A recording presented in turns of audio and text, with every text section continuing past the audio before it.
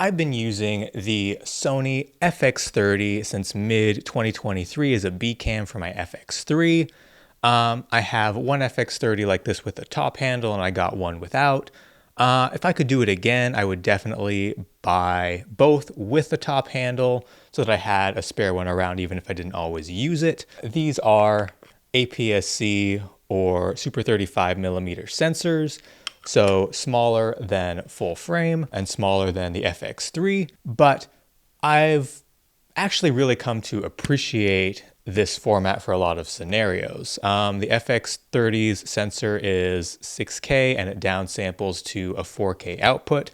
So everything looks really, really sharp in 4K, even sharper than on the FX3. But if you shoot in HD, due to how it shrinks down the footage, the HD is not great. It looks much softer than on the FX3. So if you're going to film a lot of HD, I would stay away from this camera. But if your main output is 4K, this has a really, really nice picture that cuts together perfectly with the FX3, or really any other recent Sony cameras. From a user interface perspective, it's very intuitive and feels very much built for video. All of the buttons are where you think they should be. You've got nice little tally lights when you hit record. You can see on the front, and you can also see on the back. You get this nice little red box here as well as this.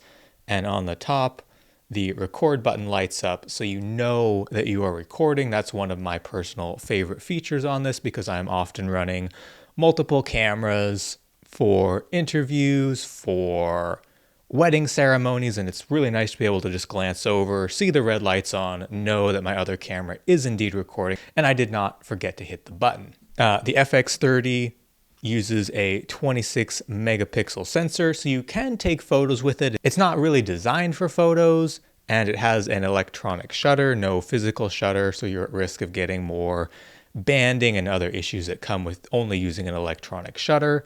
And I've experienced some of these with indoor lighting, and it can be a little bit frustrating.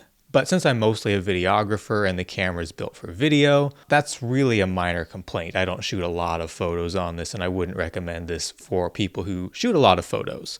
You know, the autofocus on this is at least as good, but I honestly think it's better than on the FX3.